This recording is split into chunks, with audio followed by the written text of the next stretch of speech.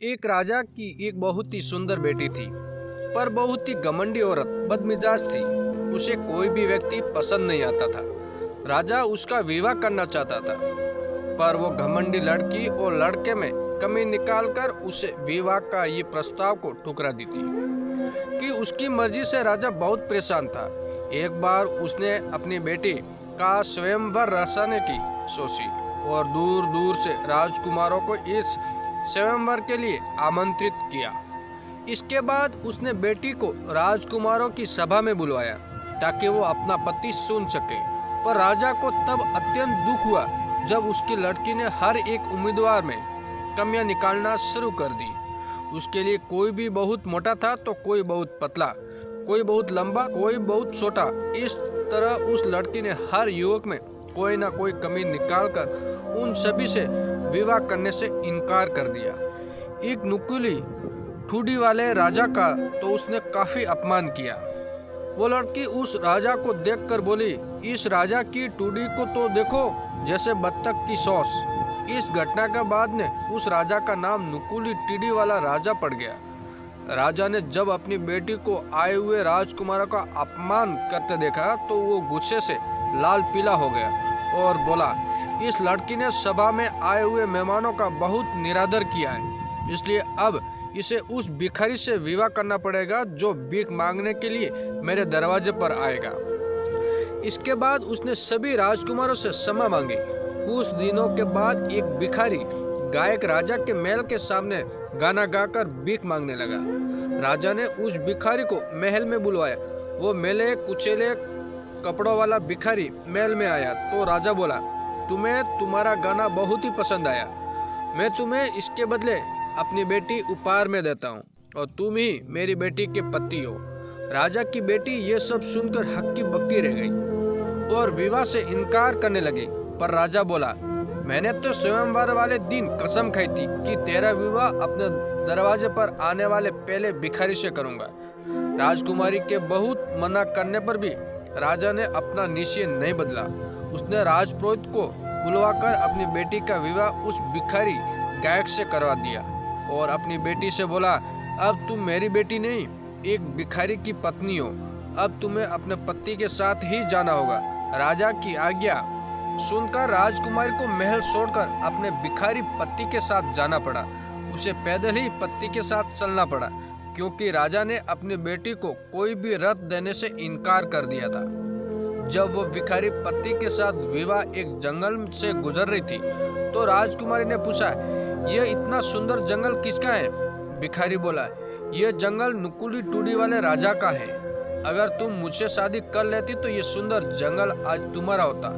लड़की मन ही मन पछताने लगी और बोली, काश मैंने उसे नुकीली टूडी वाले राजा से शादी कर ली होती। जंगल से निकलकर दोनों एक नगरी से गुजरने लगे तो राजकुमारी ने भिखारी पति से फिर पूछा, ये सुंदर सा नगर किसका है?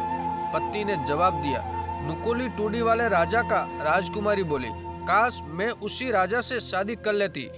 भिखारी ने जब उसे फिर ये कहते हुए सुना तो बोला, मुझे ये बिल्कुल पसंद नहीं कि तुम मेरी पत्नी होने के बाद किसी दूसरे आदमी के बारे में सोचो।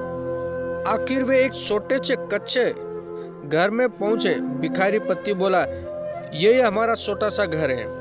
वो इतना छोटा था कि दो आदमी मुश्किल से रह सकते थे। लड़की ये सब देखकर बहुत दुखी हुई। उसने अपने भिखारी पति से पूछा, नौकर चाकर कहाँ है? भिखारी राजकुमारी का ये प्रश्न सुनकर बोला, कैसे नौकर चाकर? यहाँ तो सारा काम तुम्हें खुद ही करना पड़ेगा। अब तुम चूल्हा जलाकर भोजन आदि का प्रबंध, मुझे बड़ी जोर से भूख लगी है। ये सब सुनकर वो रोने लगी क्योंकि उसे तो कुछ काम करना ही नहीं आता था। अब भिखारी को ही दोनों के लिए खाना पकाना पड़ा। राजकुमारी भिखारी का बनाया हुआ रूखा सूखा खाना खाकर गंदे और सख्त बिस्तर पर लेट गई। उस बिस्तर पर उसे नींद नहीं आ रही थी। वो खुद को कोस रही थी क्योंकि इस सब के लिए उसका घमंड जिम्मेदार था। अगले दिन उसके पति ने उसे सुबह तड़के ही जगा दिया कि वो जंगल से कुछ लकड़ियां लाए। राजकुमारी को लकड़ियां सुनने जंगल जाना पड़ा। इसी तरह रोते धोते कुछ दिन बीत गए घर में जो थोड़ा बहुत खाने का सामान था वो भी खत्म होने लगा। तब भिखारी पत्नी से बोला, देखो ऐसा काम नहीं चलेगा, हम दोनों को कुछ काम करना पड़ेगा। मैं भीख मांगना नहीं चाहता क्योंकि एक राजकुमारी मेरी पत्नी है। अब हमें कुछ ऐसा करना पड़ेगा जिससे हम दोनों इज्जत की जिंदगी बिता सके। मैं जंगल से कुछ बांस इकट्ठा करके लाऊंगा, तुम उससे टोकरियां बुनना। भिखारी टोकरियां बुनता है और राजकुमारी को भी बुनती सिखाता, पर सख्त बांसों से राजकुमारी के कोमल हाथों से खून निकलने लगता।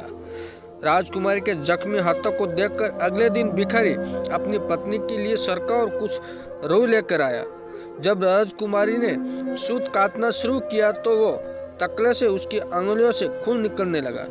ये देख भिखारी बोला, देखा तुम किसी भी काम के लायक नहीं हो, अब मुझे कोई और काम ढूंढना पड़ेगा जिसे तुम आसानी से कर सको। मिट्टी के बर्तन बनाने का काम ही तुम्हारे लिए सबसे ठीक रहेगा। मैं मिट्टी के बर्तन बनाऊंगा और तुम उन्हें बाजार में बेच कर आना। शुरू के कुछ दिन तो राजकुमारी के सारे बर्तन हाथों हाथ बिक गए, पर एक दिन राजकुमारी अपने बर्तन लेकर एक कोने में बैठी थी। तभी एक शराबी सैनिक उधर से निकला। उसका घोड़ा राजकुमारी के बर्तनों से टकराया और सारा सामान टूट गया। राजकुमारी घबरा गई और रोने लगी। वो बोली, अब मेरा होगा, मेरे पति क्या कहेंगे। वो घर गई तो पति को सब कुछ बताया। वो बोला, कौन सोच सकता है कि तुम इतनी बेवकूफ निकलोगी कि मिट्टी के बर्तन बाजार के कोने में लेकर बैठोगी जहाँ से सब आते जाते हैं। अब रो मत, मैं समझ गया हूँ कि तुम इस काम के लायक नहीं हो। मैं पहले ही राजा के महल में गया था और पता लगाया कि क्या रसोई में नौकरानी की जरूरत है। उन्हें तुम्हें रखने का वचन दिया है। इस तरह राजकुमारी राजा की रसोई में नौकरानी बन गई। वो रसोइयों की मदद करती थी। आखिर में उसे बसा हुआ भोजन दे दिया जाता था। अभी उसे आए हुए बहुत ही दिन नहीं हुए थे, तभी उसने सुना कि राजा का सबसे बड़ा बेटा शादी करने के लिए जाने वाला है। वो भी खिड़की से बाहर झांकने लगी। सब तैयारियां थी, वहाँ धूमधाम दिख रही थी। वो दुखी होकर अपनी बदकिस्मती के बारे में सोच रही थी। उसे अपने अहंकार की याद करके बेहद दुख हो रहा था। नौकरों ने उसे बढ़िया भोजन दिया जिसे उसने अपनी टोकरी में रख लिया ताकि घर ले जा सके। जब वो बाहर निकली तभी अचानक राजा का पुत्र वहां आया। जब उसने सुंदर महिला को दरवाजे पर देखा तो उसने उसका हाथ पकड़ लिया और अपने साथ नृत्य करने के लिए कहने लगा, लेकिन उसने इनकार कर दिया और डर गई क्योंकि उसने देखा कि वो नुकुली टिड्डी वाला राजा ही था, वो प्रेमी जिससे उसे घृणा के साथ और अस्वीकार कर दिया था। उसने अपने आप को छुड़ाने की बहुत कोशिश की, परंतु वो उसे हॉल में खींच कर ले आया। बर्तन फर्श पर गिर पड़े, भोजन इधर उधर बिखर गया। लोगों ने ये तो देखा तो सभी हंस पड़े और उसका मजाक उड़ाया। वो शर्म से जमीन में गड़ी जा रही थी। वो वहां से भागी, लेकिन एक आदमी ने उसे सीढ़ियों पर पकड़ लिया और वापस ले आया।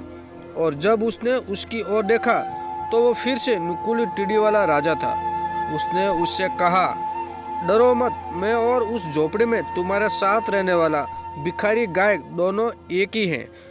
तुम्हारे प्यार के लिए मैंने ये सब किया और मैं ही वो शराबी सैनिक था जिसने तुम्हारे बर्तन तोड़े थे। ये सब तुम्हारी घमंडी आत्मा को विनम्र करने के लिए किया गया है, और जिस घमंड से तुमने मेरा उपवास किया उसके लिए तुम्हें दंड देने के लिए ये सब किया।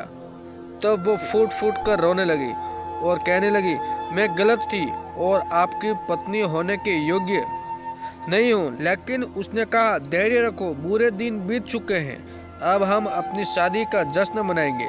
तब नौकरानियाँ आई और उसे सबसे शानदार कपड़े पहनाए। उसके पिता भी आए और नुकुली टिड्डी वाले राजा के साथ उसके विवाह में उसकी खुशी की कामना की और उसकी सच्ची खुशी अब शुरू हुई। दोस्तों, ये कहानी कैसी लगी?